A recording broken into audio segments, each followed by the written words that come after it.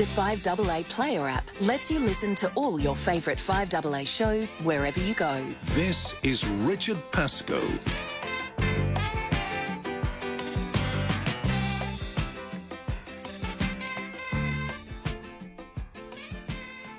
Here at 12:36 on 5AA. Thank you for joining me this afternoon. My next guest, AJ Davis. Now, I've known AJ on and off for a couple of years, haven't I, AJ? Yeah. Thanks for coming in. Well, thanks for having me, Richard. No, pleasure. Now, you've started a podcast, haven't you? Yeah, that's correct. What's the podcast called? The podcast is called Recover Hard, Recover Smart. Yeah, and why? Why did you start that? What happened to make you want to go along and do this? Okay, so this whole journey started last year on the 19th of November, 2024, when I was playing a really intense netball game. I did a drive around the outside of the goal circle, and when I landed, I heard this pop in my knee, followed by the most intense pain all through my leg I've ever felt, and I just collapsed. Yep. Now, in that moment, I was in denial, but I knew that I had done my ACL, and an ACL is the ligament in your knee that sort of stabilizes the knee, makes you stable, right? And so because it's a ligament injury, it's a long-term injury, takes 9 to 12 months to fully recover. And during that recovery, obviously it's physical, like you have to learn how to walk again or your muscle is lost. But I think the hardest part was the mental side of the recovery, which sort of caught me off guard. And during that recovery, I needed some reassurance from someone to support me through that, and I thought that was missing, so that's why I created it with this podcast. Which is a great idea because Dad was obviously of no help, in this, and we always hear like footballers doing their ACL, and I think sometimes we forget that netballers can do their ACL, for it. And you're back playing netball now? No, I'm 10 months post-op. And there's been you've only got 2 months to go. Oh, I know. But I still, because of some complications, I still can't run. But I don't think I'm going to go back to netball afterwards because it's not worth the risk, to be honest. And I'm a training partner with Sassy for canoe sprint, so I'll be focusing more on that instead. Yeah, because you are a good canoeist, aren't you? Yeah. Don't be modest. Come on now. Can we just tell listeners how old you are? I'm 17 years old. I'm a Year 11 student. Yep. Yeah. Now, to listeners out there, I think that's great. I really do, because not a lot of Year 11 students would go through what you've done and then try and now do what you're doing now. How was the recovery process? The recovery for this injury was the hardest thing I've ever done, because going from doing sport every single day to not being able to walk was super difficult. I sort of lost who I was because sport was everything to me. Yeah. And so one of my guests, Harry Moffat, talks about how important it is to find yourself outside of sport. And I was sort of forced to do that through this injury. And if athletes can think long-term about life after sport, they can actually recover better because they have more things to rely back onto afterwards. Because it is a difficult time, and again, I can only equate that back to, to footballers, and I've never done an ACL, as he's quickly touching every bit of wood in the studio he can at the moment, for it, that, it's hard to go along, you hurt yourself. Now, I get sore from powerlifting, I do, and, it's just, I had an horrendous time at the gym last night. I've got it, and I was sore, and I couldn't squat properly, for all of that, and, I'm better today, but I'm going to be better again on Monday. But it's when you can't do what you want to do, it's a psychological effect in it, isn't there? Yeah. Zara Walsh, one of my guests, she's a football player for the women's team. Yep. She talks about how hard it was for her to come back because football, you rely on your knee a bit more than kayaking. And she said it was really difficult watching her teammates play on without her while she was stuck on the sidelines, forced to watch them. And they would achieve things that she knew she would have been there too, but she couldn't. So she talks about strategies to cope with that, and I think that's important for athletes going through this to hear. So what strategies would you go along and advise people? Because, it's not just, it's when you get knocked out of what you love doing. Mm-hmm. Yeah, so the mental coping strategies that I've learned from this podcast are so important. One of the main things is having a really good support team around you, your friends, your family, that are just there for you to support you if you're feeling down, to talk to them.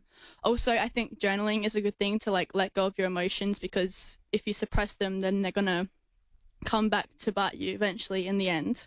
Can we just talk about, it is so, let's say, 21st century now to journal at the end of the day, isn't it? Yeah. For people. Mm-hmm.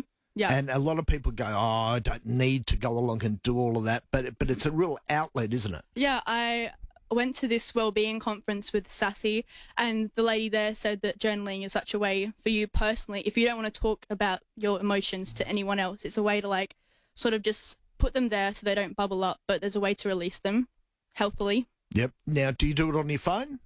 I personally have a book, but I just find it better if like the physical media helps me relax a bit more. But you so could do it on your phone. Sit there and write. How good's your handwriting? Better than my dad's. Yeah. Knowing your dad, that wouldn't be hard. Yeah. On there. He's going to curse me for all of this because I do, his dad's might be coming up very shortly here on 5AA. Journaling, and it's hard for, I think to get back when you do all that. Now, your friends that you were surrounded with at the time, did they all support you? Was there conflicts in there sometimes? Did you feel like you were left behind sometimes? I feel like despite being surrounded by my friends who are amazing, I felt so lonely because I didn't really have anyone that knew what I was going through specifically, who knew like being surrounded by people is great, but at the end of the day, you're still with yourself, still going through this injury. Like it'd be like 2 months in and I had a great day with my friends, but then at home, I still knew I had 8 months to go. Yep. But yeah. And it becomes emotional, doesn't it? Yeah, I mean, you're getting emotional now, talking about this thing. I think that is lovely because you're a passionate sports person. Mm-hmm. Yeah, which is why I think this podcast is great. It's a great way for people to listen about this issue being talked about, where you can't really, I didn't really find anything else like it.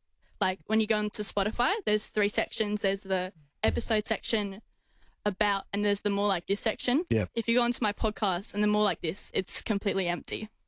Which is great. You found something, in there to go along and fill a need and, and fill a gap.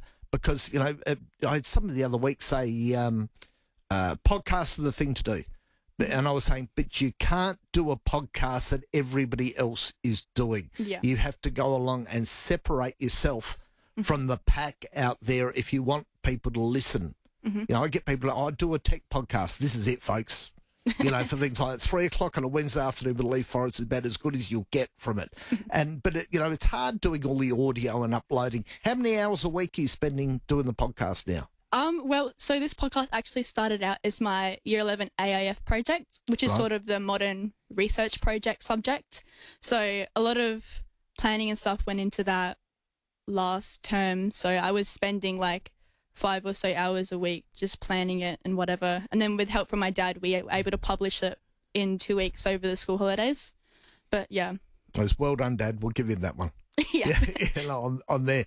But and have your friends listened to it? Oh, yeah. My friends love it. Yeah. They've been listening to the episodes as a theme song at the start of my podcast, and they play that all the time and like sing it to me when I'm trying to study. But yeah. Leave her alone. She's trying to study. We need to get her through Year 12 on there. What do you hope to achieve at the end of Year 12? At the end of Year 12? Yeah.